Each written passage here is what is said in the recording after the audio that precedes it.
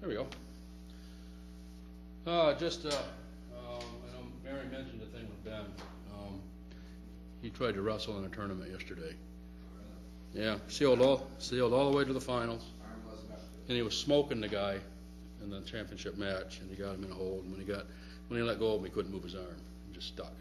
He had a lot of pain. So he's pretty discouraged. There's the prospect that he might not be able to finish the season. So, and this is his last chance for the youth wrestling, and he'll be. So, I don't know what can be done. So, he was pretty upset. He was winning, pretty decisively, and then that happened. In fact, he was in the process of pinning the guy when his arm got stuck. So he had to forfeit the match. So that left him feeling pretty low yesterday. All right, we are going to continue here. We're with our study of the Gentile empires as they come and go between the Old and the New Testament.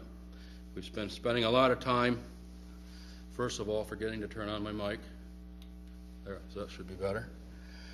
And spending a lot of time in the prophecies of Daniel 7, Daniel 8, as they pertain right now to the transition from the Persian Empire to the Greek Empire, and how the Greek Empire is preparatory to the arrival of Christ and the church. I thought, as we went with this, I thought it would be interesting to kind of take a look at some of the common characteristics of nations and empires when they fall. There are certain things that are common to them, and I thought it would be interesting to take a look at some of these and see if we recognize anything based on what we see going on today. First of all, nations that are ready to fall. Well, first of all, Proverbs 14:34, righteousness exalteth a nation, but sin is a reproach to any people. A nation that goes into sin is ripe for judgment. So first, I've researched and looked at a lot of historical commentary and that sort of thing to get their take on things that are prevalent as a nation is ready to be overthrown. And first we have social decay, and characterized first by a crisis of lawlessness. I don't know how often you get to Detroit, but if you drive up the Cass Corridor, you'll see lawlessness on every street corner. We have lawlessness in our government now. It's okay for illegals to cross the border and then be rewarded with the prospect of citizenship. We have a leader who thinks very little of the Constitution, does whatever he wants without congressional cooperation. So we are ourselves in a condition of lawlessness. Psalms 89:30-32, if his children forsake my law and walk not in my statute, if they break my statutes and keep not my commandments, then will I visit their transgressions with the rod and their iniquity with stripes. Proverbs 1:8, my son, hear the instruction of thy father and forsake not the law of thy mother. We also have a loss of economic discipline, which we have today. And we're going to see some of these pertain to the very last years of the Persian Empire as they are taken over by Greece. Darius III, the kings of Persia, exercised extreme lack of economic discipline, which brought about really the economic ruin of the country and made them ripe for Alexander to take them. You also have a rising bureaucracy. You reach a condition where bureaucracy exists for its own sake. Its whole purpose is to maintain itself, to expand itself, and bureaucracy actually becomes parasitic on the society, in that even when things are economically bad, the bureaucracy continues to grow and draws from the resources and weakens the country economically. We have cultural decay, weakening of cultural foundations. We see this occurring in our own society. We have loss of respect for tradition. We have people in power right now who basically spit on the historical foundation and traditions of our country. They do not have a very high regard for the founding fathers, and so they're actively trying to undermine our traditions, which have made us what we are as a nation. 2 Thessalonians 2:15, therefore, brethren, stand fast and hold the traditions which ye have been taught, whether by word or by our epistle. Now, we don't worship traditions, and traditions, if they don't correspond with Scripture, are not usually worth keeping, but traditions are important. There is value to recognizing the traditions on which the nation has been founded. The Founding Fathers had a particular ideal that they were pursuing when they founded the country, where they wanted the country to go and what they wanted the country to be. And there's an increase in materialism. We see this today as well. There's a mad rush, I think it's crazy when Apple puts out a new product, you got people lining up at the door for this new product. 2 weeks before it even hits the shelves, they're camping out. They're waiting for this thing to come out.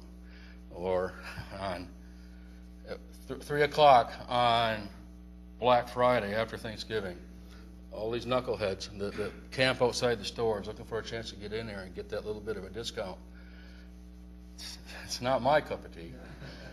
There's nothing I want so badly that I'm willing to get up at that time of the morning and go stand out in the cold waiting for a chance to fight the crowd. We have moral decay. There is a rise in immorality, which is, in our case, we have it all around us. That which was once considered to be taboo no longer is. Just about everything goes, If it's between two consenting adults, it's okay. Who cares what it is?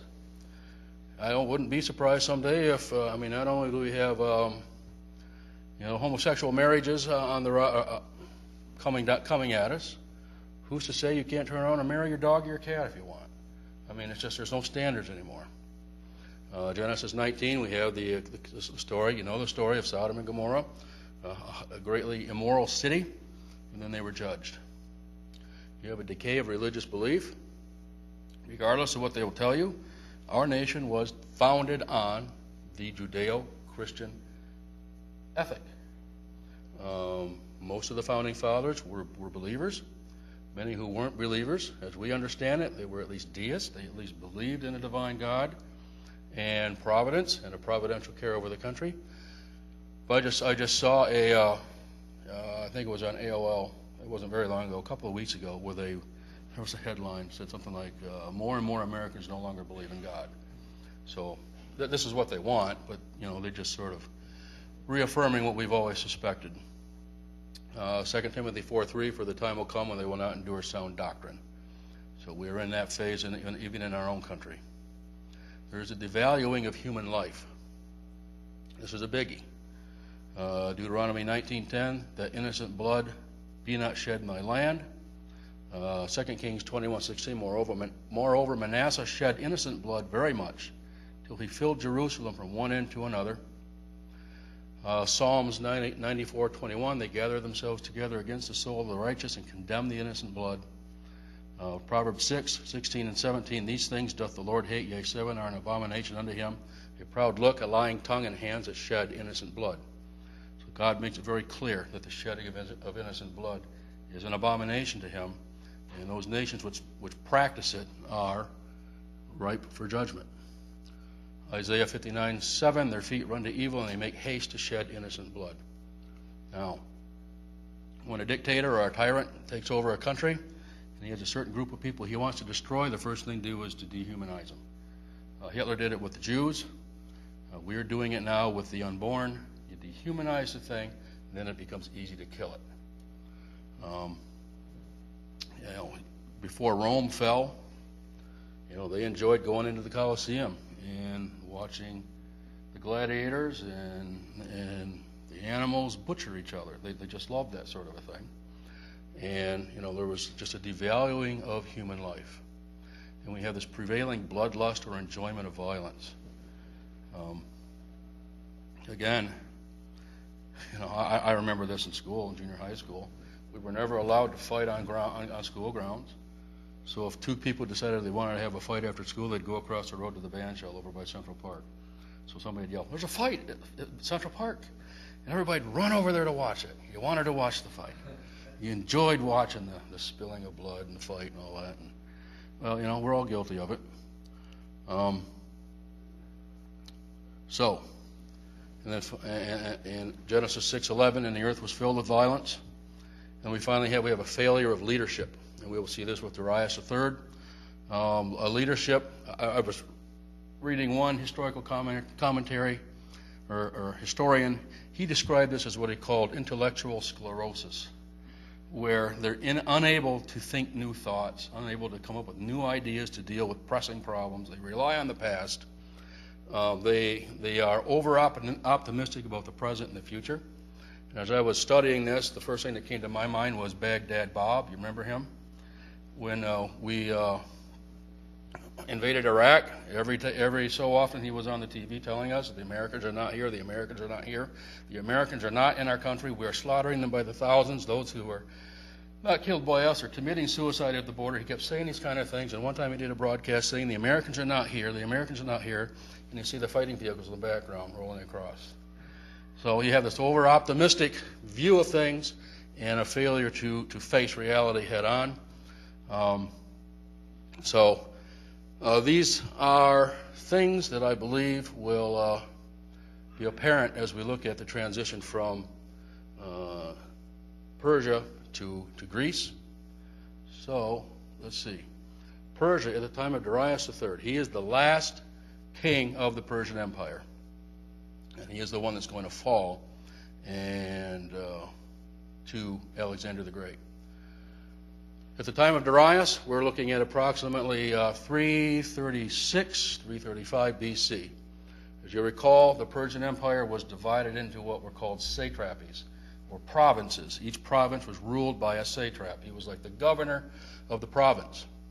And at the time of Darius, these satraps had become more independent and were unreliable. And this is evidenced by the fact that as Alexander rolls through Persia, many of these satraps don't even put up a fight. They willingly and voluntarily surrender to Alexander rather than to fight him. They do not stand up and fight for the Persian Empire. Satraps often carried out their own foreign policy and often warred against one another. There were rebellions springing up throughout the empire constantly at the time of Darius, particularly in Egypt and throughout the empire. Following the death of Xerxes, the throne was usually and often acquired by weak successors through assassinations. In fact, Darius III came to power as a result of an assassination, actually a series of assassinations. I think it was Xerxes III was assassinated by his, I don't know if the office would be prime minister or his personal assistant, whatever you would call him. He assassinated Xerxes III, destroyed everyone in his family except for one guy, put that one guy on the throne to make him a puppet king to follow his own. He wanted to control him and actually be the power behind the throne. Well, this king decided he had a will of his own, so the assassin decided to kill him. So then they put Darius III on the throne, hoping he could control him. Darius learns of a plot by the same guy to take him out, and he was going to make it, and Darius forced this guy to drink the poison that was intended for him, and this guy eventually, he's executed in that way. So this is the way in which Darius III comes to power. It's through a series of assassinations. Taxation at the time was very heavy and oppressive, and the Persian kings began to hoard the wealth of the country. The gold and the silver, they would not recirculate it, and it resulted in disruption of the economic situation, which again furthered the unrest amongst the satraps and made them less willing to stand up and fight for the Persian Empire. This was an interesting one. I had not heard of this until I did some research on it. The March of the 10,000. This was a group of mercenary Greeks who had been hired by a satrap. His objective was to take the kingdom from not Darius, but I don't remember who the king was. I think it was one of the Xerxes. And they won the battle, but the guy that hired them, the satrap, was killed in the battle, so it made their victory irrelevant. So now we've got these 10,000 Greeks who are stuck in the middle of the Persian Empire. They got nobody who will hire them. They've got no food. They've got nowhere really to turn. They try to sell their services to other satraps, but they're not interested in taking on the Persian Empire. So these guys realize they've got nothing to do but to try to fight their way back home. So they fight their way across from the center of the Persian Empire back to Greece, and in doing so, this exposes the weakness of the Persian Empire. They were able to, make their way back, and this would ultimately encourage the Greeks to further encroach upon the Persian Empire, to invade. They saw the Persian Empire as militarily weak and ready for conquest. And then the Persian Empire was further eroded by the Greek conquest of Mediterranean islands of the empire and some of the coastal cities. So they're already nibbling at the edges of the Persian Empire when Alexander comes into power. Then we talked several weeks ago. We talked about the royal road, that the Persians built this royal road system so that they could quickly communicate, transport their troops. However, this was a two-edged sword. This road system also allowed for Alexander and his invading army to also move across the empire just as quickly and to really make short order of the Persian Empire. So we're going to talk about Alexander's conquest of Persia. The conquest of Persia, at least in one case, actually corresponds with prophecies in Ezekiel. Alexander enters the Persian Empire in 334. He has an entirely Greek, mostly Macedonian army of about 47,000 men. Alexander did not have a navy. His strategy was to deprive the Persians of the use of their naval forces. His strategy for doing that was to take the coastal cities. Now, the ship at the time was called the trireme, and even though they had sails, the primary source of propulsion for the trireme was human muscle power. If you were sold into slavery back in those days as a prisoner of war or whatever, you would likely end up as a galley slave in one of these vessels.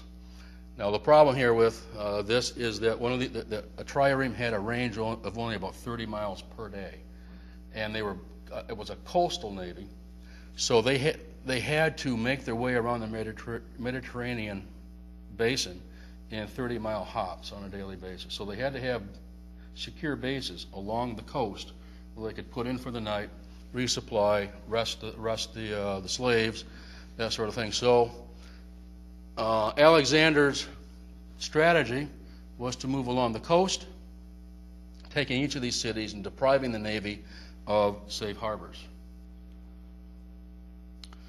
Now, the Greeks' first encounter with the Persian was at a battle called the Granicus River, 334 BC, and it was Alexander's first decisive victory over the Persians. This was the one time when Alexander actually had a numerical advantage. Granicus is there. This occurs shortly after he crossed the Hellespont into Persia, and this is where Granicus is approximately where it's located. Oops. And I mentioned before, he had a general that he inherited from his dad after he was assassinated by the name of Parmenion. He was his primary general. Whenever Alexander would engage in a campaign, he would ask Parmenion for his advice as to how he should pursue the campaign. Parmenion would always give him the conservative answer. And Alexander would use that conservative answer and then come up with an unconservative answer to his conservative answer. So by using Parmenio, Alexander was able to sort of get a glimpse into the mind of Darius and how Darius would be thinking in a particular battle. So at this particular one at Granicus, Parmenion said that it was impossible to cross the river because the banks were too steep. Alexander said, no, it's not. He said, we're going to cross anyways. They crossed, and then they defeated the Persians. Now, at this battle, at this first battle, Darius III was not present. He was not personally commanding the army. He left it up to his local satraps to deal with Alexander. In fact, this first invasion went almost unnoticed by Darius. He did not think it was a big deal. He thought it could be easily defeated, and so he did not take part in their first encounter. So the numbers at that battle: the Greeks 47,000, the Persians 24,500. And they won their big victory. They then met them at Issus, 333 BC. And this is now Alexander's. He's made his way around the coast. He's down here now. This is the first battle in which Darius is actually personally present. And actually, Darius actually caught Alexander by surprise. He came in behind him and cut him off from Greece. And if he had been any kind of a commander, he ought to have been able to defeat Alexander and end the invasion. But he was not any kind of a commander. He was pretty weak and indecisive. This was the pink up here represent the Persians, the blues the Macedonians. We mentioned before that one of the beasts representing the Greeks was the leopard. The leopard's way of going after its prey was to go for the neck, bite the throat, and strangle his victims. Darius was over in this little area here. Alexander used his forces over here to hold and pin down the Persians, and then they saw a gap, broke through, and Alexander went directly for Darius. They say he was close enough to throw a spear at him, but he missed. And then he didn't pursue him because the other side of his army was having some trouble, so he took his cavalry back there to support his army and win the battle. But Darius got away. When Darius saw Alexander heading for him, he threw down his weapons and he fled. So he was personally present, commanding his army. The Greeks had 40,850 by this time. Some of them lost through attrition, but as Alexander would take each of these cities, he would leave a small contingent behind to keep an eye on things and make sure that the local satrap remained loyal to Alexander. And the Persian numbers are estimated to be anywhere between 250,000 and 600,000. So the Greeks were at a numerical disadvantage. Darius III caught Alexander by surprise, as I said, appearing in his rear and threatening to cut him off from Greece. And then Alexander executed an about-face with his army. Because his army was smaller, he was able to execute quick movement without a lot of trouble. You got an army of the size of Darius there. Our army like that is pretty unwieldy, and it's hard to move and change things in the fluid situation of a battlefield. So Alexander forced his way through the Persian left flank with his cavalry, and he made an effort and narrowly missed killing Darius. So this here is this is from a mosaic that was found on a floor of a Roman era house, and it's a mosaic depicting the battle of Issus, with Darius there, Alexander here, getting close enough to take a shot at him with a spear.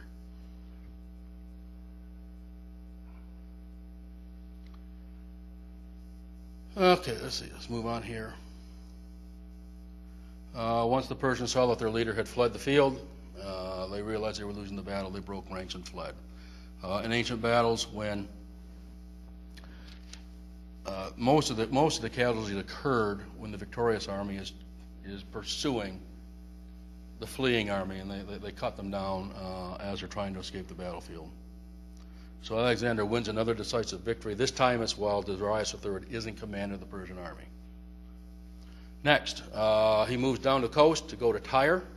Now, Tyre is interesting because Tyre appears in biblical prophecy. We're going to look at this.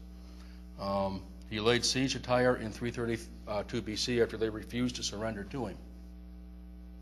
So we're down here now, Tyre along the Mediterranean coast, not too far, really, from Israel.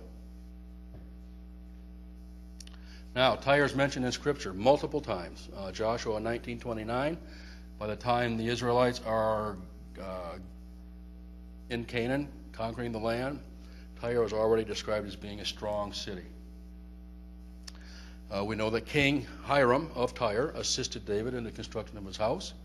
And he also assisted, and Scripture tells us that it was a fortified city at that time. He also provided materials and workmen to Solomon for the building of the temple. On Ezra 3:7, cedar trees were brought down from Tyre to rebuild the temple after they returned to the land. But then in Isaiah, we start seeing prophecies against Tyre. First, that in Isaiah 23, Tyre was going to be laid waste. Ezekiel 26, judgment was against Tyre for her joy over Jerusalem's fall. This is what we would call in German Schadenfreude. They took great joy over the fact that Jerusalem had fallen. They hoped to gain materially and economically from Jerusalem's fall.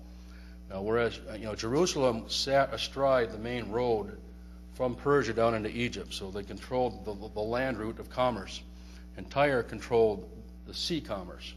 So Tyre was believing that they now would have a great advantage in advancing their commercial empire because Jerusalem had fallen.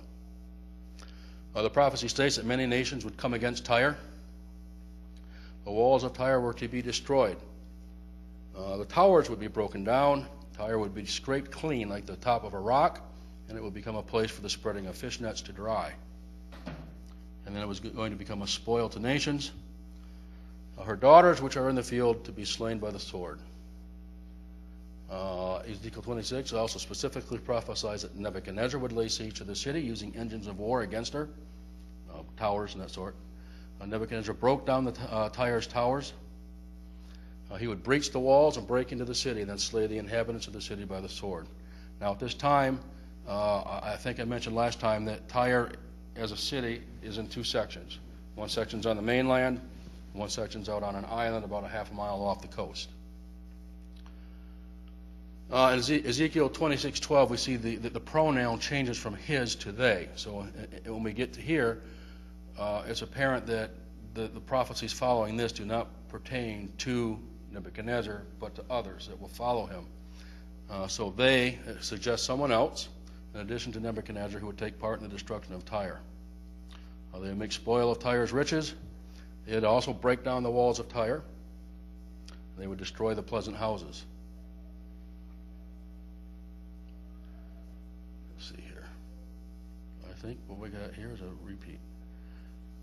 Ezekiel 26:13, the pronoun again shifts to I, indicating that Tyre's destruction will be the work of God, using human agency to do it.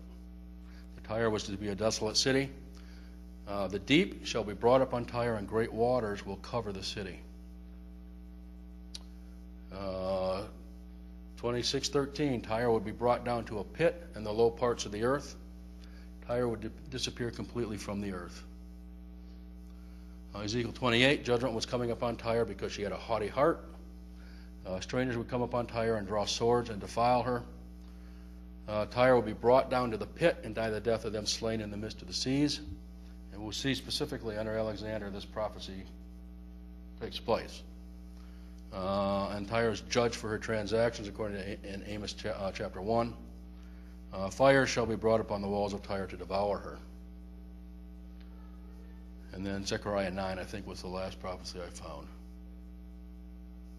Now Nebuchadnezzar, his siege of Tyre began in the 7th year of his reign and continued until the 20th year of his reign. 13 years he laid siege to Tyre. And this is to the landward part of the city. And like I said, we got two parts to the city. Nebuchadnezzar failed to completely subdue Tyre. When he finally broke through the walls, he found that most of the inhabitants had retreated to the island fortress and were out on the island. And in his rage, he broke the city down. He just tore down the houses, tore down the walls, and really left it as nothing but a big heap of rubble. So, let's see. Now, we jump ahead to Alexander's day. He comes to Tyre. The city fortress is still strong and standing and vibrant and still has a strong commercial trade. They have a good harbor, and they have a pretty strong navy. Alexander asks them to surrender, and they refuse. So he realizes that, because Alexander started out without a navy, he has no naval forces really to use of his own, so he realizes if he's going to take this city, he's got to come up with another way of doing it. So he began the construction of a causeway connecting the mainland part of the city to the island fortress. It was 60 feet long, and this kind of shows here, this is the island part of the city, the fortress. Over here would have been the landwards part of the city, and he builds this causeway that crosses the half-mile stretch of land between the two. Now they say that in this little section right in here, as they get close to the island, the depth of the water reaches like 600 feet. So it is a pit, according to the prophecy of Scripture. So Alexander builds this causeway, and the inhabitants of Tyre at first mocked him. They didn't think he'd be able to do it. But I'm sure they must have had great consternation as they saw this causeway inching towards him closer and closer day by day and week by week, and they realized we're in trouble. This is not going to be very long, and he's going to be up against our walls. So what he did to build this causeway is he used the rubble from the mainland part of the city. He used the boulders, the rocks, the wooden beams, and the earth to build this causeway. So the prophecy that Tyre would be cast into a pit, she'd be covered with water, she would die the death of those who die in the sea, it comes to fruition or completion here under Alexander as he builds this causeway. Because he's using the rubble from the landward side, the landward part of the city. Let's see. Now, as his causeway progressed, he realized he's going to need some naval forces. He can't just use the causeway because that's a pretty narrow front to try to break through the city. So he calls upon some of the cities he's conquered and said, "I need some of your ships." So he takes ships and he ties two of them together with a big plank between them, and he builds these siege towers on top of the ships. So he's able to bring ships all around the island from different points, and then also to attack from the land, from his causeway. And this is, I think, a further fulfillment of the prophecy, and it says that many nations will come against Tyre because these ships are coming from all these different cities that Alexander has conquered. So he musters a fleet of ships. They attack from the land and the sea. He eventually breaks through and gets into the fortress. In his rage over them having refused to surrender, 3,000 men of military age that had not been killed in battle were crucified. The remaining 20,000 to 30,000 inhabitants were sold into slavery. So the city was completely destroyed and completely subdued. So, yeah. No, that's not. No. That's. I think. See, that's Cyprus. I'm not sure which one this one is, or maybe. I think that's Crete. I'm not 100% sure, but you won't see it on a big map because it's a small little island. It's not very big. So, next week I've got a video I'm going to show. It shows the last battle. The last battle is Gaugamela, where Alexander meets Darius again, face to face. He destroys the army, wins a major victory. Darius again flees the battle, and he is eventually assassinated by his own generals because he's lost face. He's no longer an effective ruler. And back in those days, if you aren't winning battles, you're in danger of being assassinated yourself. Somebody's going to take a shot at you and try to take your position from you. So, are there any questions or comments so far on any of this? Next week we'll see the video. It's about a half an hour long, so as soon as we get done praying, I'll get it started, and hopefully we get done before the end of the period.